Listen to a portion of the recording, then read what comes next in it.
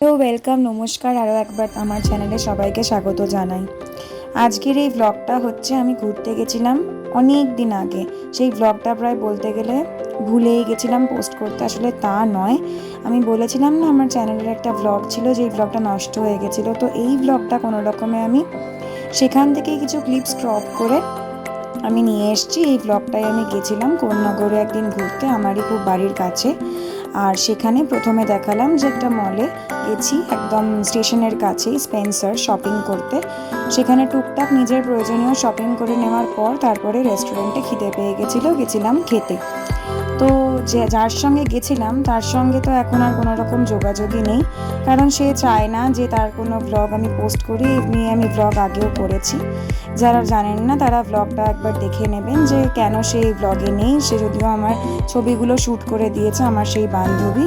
কিন্তু যাই হোক, আসি ব্লগের কথা। এখানে সুন্দর করে খেতে চলে গেছিলাম কোন্নগরেরই একটা ইয়াম ইয়াম রেস্টুরেন্ট, ক্যাফে। সেখানে দুপুরবেলা লাঞ্চ করতে গেছিলাম, খুব খিদে পেয়ে গেছিলো। তো তাই জন্যই অর্ডার করে ফেলেছিলাম মনের মতো চাইনিজ।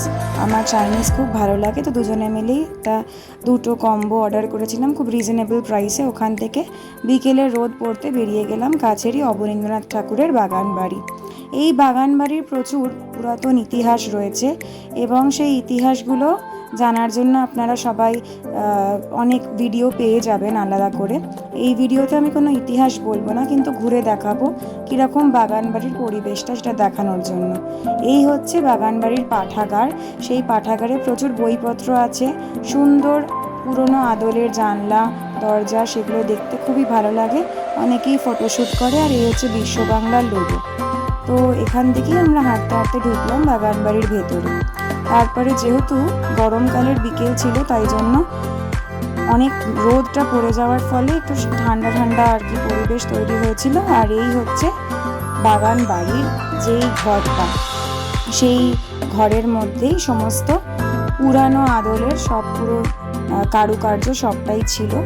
আর সুন্দর করে আমি ক্যামেরায় নিজেকে বন্দি করছিলাম, কীরকম এনজয় করছিলাম দেখাচ্ছিলাম, আর হেঁটে হেঁটে ঘুরছিলাম পুরো বাগান বাড়িটাই। আর এটাই দেখাচ্ছিলাম যে বাগান বাড়ির সেই পুরনো আদলের যে কাজকর্ম কারুকার্যগুলো আর কি, সেগুলো খুবই সুন্দর। আর ছিল আম বাগান, তখন গরমকাল বলে ভীষণ আম বাগানে আম ধরেছিল আর কি, নতুন বোল থেকে সদ্য জন্মানো আম। দেখতে ভালো লাগছিল আর বেশ হাওয়াও দিচ্ছিল। আর তারপর সেখান থেকে এগিয়ে গেলাম হচ্ছে গঙ্গার বক্ষে। এটা একদমই জিটি রোডে আর কি অবস্থিত। তো তাই জন্যই কোন্নগর বাটার কাছেই গঙ্গার ধারে এটা লোকেশনটা। আর খুব সহজেই স্টেশন থেকেও পৌঁছে যাওয়া যায়। তো আমি নুড়ি বিছানো রাস্তা দিয়ে হাঁটছিলাম, খুব ভালো লাগছিল হাঁটতে।